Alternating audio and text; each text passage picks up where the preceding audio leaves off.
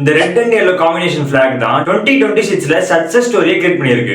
ஒரு பக்கம் நம்ம தளபதி விஜய், இன்னொரு பக்கம் லெமின் யமால். இவங்க ரெண்டு பேருக்குமே காமனா இருக்கிறது இந்த red and yellow combination black தான். இவங்களோட ஸ்ட்ரகிள் டு வெற்றி ஸ்டோரியை இந்த வீடியோல நம்ம பார்க்கலாம். 2026 ஒரு பக்கம் தமிழ்நாடு பாலிடிக்ஸ்ல ஒரு நியூ எராவே ஸ்டார்ட் ஆகுது. நம்ம தளபதி விஜய் வெற்றி பெற்று ஆட்சி அமைக்கிறாரு.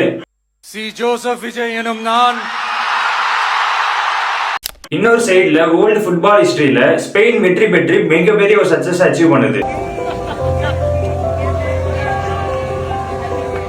இவங்க ரெண்டு பேருமே வேற வேற கண்ட்ரி, வேற வேற ஃபீல்டா இருந்தாலும் ஆனா இவங்க ரெண்டு பேருக்குமே காமனா இருக்கிறது ஃபெயிலியர், ஸ்ட்ரகிள், கிரிட்டிசிசம் அண்ட் ஃபைனலா சக்சஸ் ஸ்டோரி. ஒரு பக்கம் தளபதி விஜய் சினிமால சூப்பர் ஸ்டாரா இருந்து பொலிட்டிக்கல் ஜர்னில என்டர் ஆகிறாரு. இன்னொரு பக்கம் லெமின் யமால் 19 வயசுலயே வேர்ல்டு சாம்பியன்ஷிப்பை அச்சீவ் பண்றாரு. இந்த வீடியோல நம்ம தளபதி விஜயோட ஜேர்னியும் லெமின் யமால், அதாங்க நம்ம லட்சுமி அம்மாளோட ஜேர்னியும் கம்பேர் பண்ணி பார்க்கலாம். சோ இந்த வீடியோவை ஸ்கிப் பண்ணாம ஃபுல்லா பாருங்க. ஹாய் ஹலோ, நான் உங்கள் Rathinam. Welcome to Rathin news.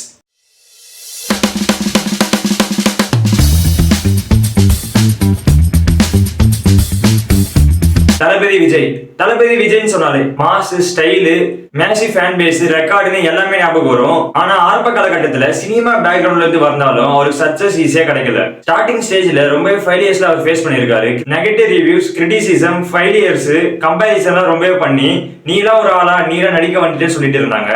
ஒரு மூவி ஃபெயிலியர் ஆனா அடுத்த மூவில இம்ப்ரூவ் பண்ணுவாரு. கிரிட்டிசிசம்லாம் வந்தா அதை கண்டுக்காம அதை மோட்டிவேட்டா யூஸ் பண்ணுவாரு. ஸ்லோவா ஸ்டெப் பை ஸ்டெப்பா ஆடியன்ஸோட ஆர்ட்ல அவருக்குன்னு ஒரு இடத்த பிடிச்சாரு. என் நெஞ்சில் குடியிருக்கும், என் நெஞ்சில் குடியிருக்கும். மூவிஸ் லைக் பூவே உனக்காக, துள்ளாத மனமும் துள்ளும், காதலுக்கு மரியாதை, இந்த மூவிலாம் அவர் கரியர்ல டேர்னிங் பாயிண்டா இருந்துச்சு. ஒரு நார்மல் ஆக்டரா இருந்து அவருக்கும் ஒரு இடத்த பிடிச்சி ஒரு சூப்பர் ஸ்டாரா சினிமால இருந்தாரு. ஒரு டேலண்ட் மட்டும் அவர் சக்சஸ் கொடுக்காது, அவரோட hard work, consistency, patience, fans connection எல்லாமே தான் அது காரணமா இருந்தது. ரொம்ப நாள் கழிச்சு கிட்டத்தட்ட ஒரு 30 வருஷத்துக்கு அப்புறமா பொலிட்டிக்கல்ல என்டர் ஆக ஸ்டார்ட் பண்ணாரு. தளபதியோட ஃபேன் பேஸ் ரொம்ப பெருசா இருந்தது. சோஷியல் இஷ்யூஸ் மேல அவர் இன்ட்ரெஸ்ட் காட்ட ஆரம்பிச்சாரு. எஜுகேஷன், சோஷியல் ப்ராப்ளம்ல அவர் சப்போர்ட் பண்ணிட்டு இருந்தாரு. பொலிட்டிக்கல் என்ட்ரி பண்றபோது சப்போர்ட் இருந்தாலும் கிரிட்டிசிசமும் அதோட அதிகமாவே இருந்தது. சினிமா வேற, பொலிட்டிக்கல் வேறன்னு சொல்லிட்டு இருந்தாங்க. இவரால முடியுமா, இவரெல்லாம் ஜெயிப்பாரான்னு சொல்லிட்டு இருந்த நேரத்துல அவர் வின் பண்ணி காட்டிட்டாரு. இப்போ இன்னொரு பக்கம் லெமின் யமாலை பத்தி பார்க்கலாம். லெமின் யமால் ரொம்பவே சின்ன பையனா இருக்கும் போதே அவருக்கு ஃபுட்பால் மேல ஒரு ஆசை வந்திருக்கு.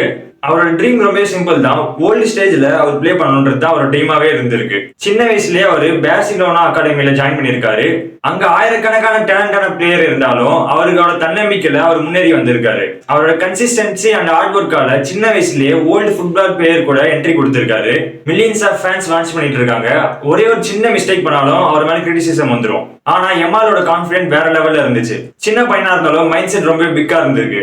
அவர் நினைச்ச மாதிரி ஸ்பெயின் ஜெர்சியை போட்டு வேர்ல்டு ஃபுட்பால் மேட்ச்ல ஃபைனல் வரைக்கும் போய் இப்போ கப்பையும் அடிச்சிருக்காரு.